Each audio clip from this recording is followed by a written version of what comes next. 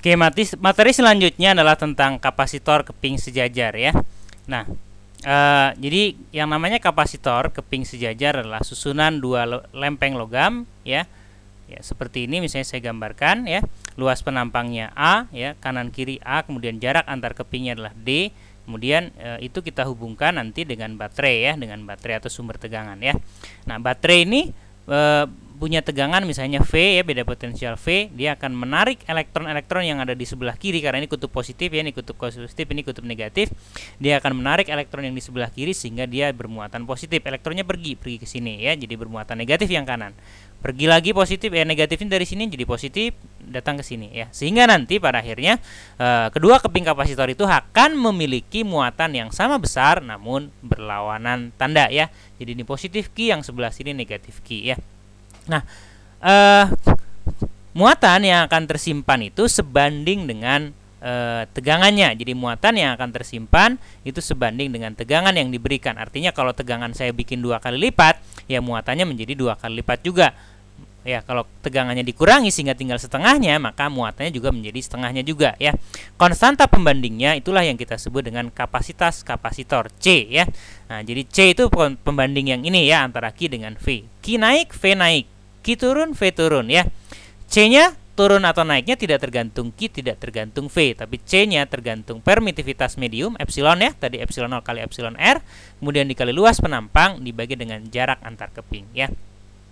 Nah, jadi ingat muatan yang tersimpan pada kapasitor, nah itu adalah C kali V, dengan C-nya tergantung besaran-besaran yang 3 itu, yang tergantung medium, luas penampang, dan D-nya ya. Nah, sedangkan energi yang tersimpan pada kapasitor, ini muatan barusan Q itu ya. Sedangkan energi yang tersimpan pada kapasitor ya, energinya misalnya saya sebut aja W, itu sama dengan setengah CV kuadrat ya. C-nya kapasitas, V-nya adalah tegangan atau beda potensial yang diberikan terhadap kapasitor itu ya. Nah, saya kira itu saja mungkin untuk kapasitor ya. Pertama adalah ingat kapasitas itu tidak tergantung Q, tidak tergantung V, kapasitasnya tergantung medium, tergantung luas penampang, tergantung jarak antar keping ya. Nah, sedangkan muatan itu tergantung tegangannya ya, sebanding dengan tegangannya. Kemudian ini adalah energi yang tersimpan pada kapasitor.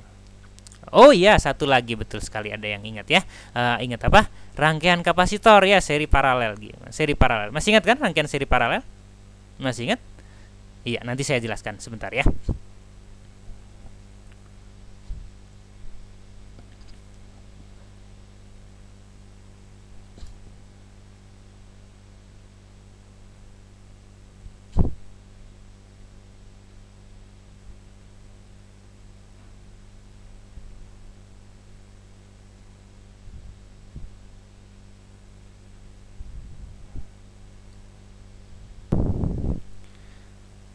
Rangkaian kapasitor seri. Jadi kalau rangkaian seri ya, kapasitor di rangkai seri itu ya seperti ini. Misalnya ini kapasitor 1, kapasitor 2, kapasitor 3 dan seterusnya ya. Ini misalnya C1, C2, ini C3, maka seper C seri, ingat ya kebalikan dari resistor ya, seper C1 ditambah seper C2 tambah seper C3.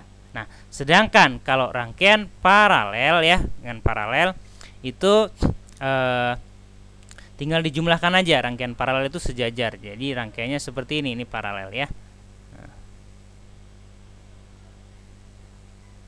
Nah, jadi kalau seperti itu tinggal dijumlahkan saja. C paralelnya adalah C1 ditambah C2 ditambah dengan C3 dan seterusnya. Itu kalau ada lebih banyak ya.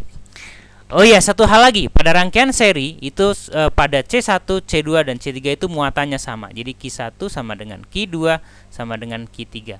Nah, sementara kalau pada rangkaian paralel ya, ingat aja saya mengingatnya paralel. Paralel itu V-nya sama. Jadi V1 sama dengan V2 sama dengan V3 ya. Oke, saya kira itu saja pengantar teorinya ya. Silahkan nanti kita akan bahas soal-soalnya. Nah, sebelumnya tentu kalian sudah mencoba karena kalian sudah dapat soalnya sebelumnya ya. Oke, silahkan ya. Yang masih perlu mencatat, catat dulu sebentar. Nah, kemudian nanti kita akan bahas, kita akan selesaikan soal-soalnya ya. Oke, selamat mencoba soalnya.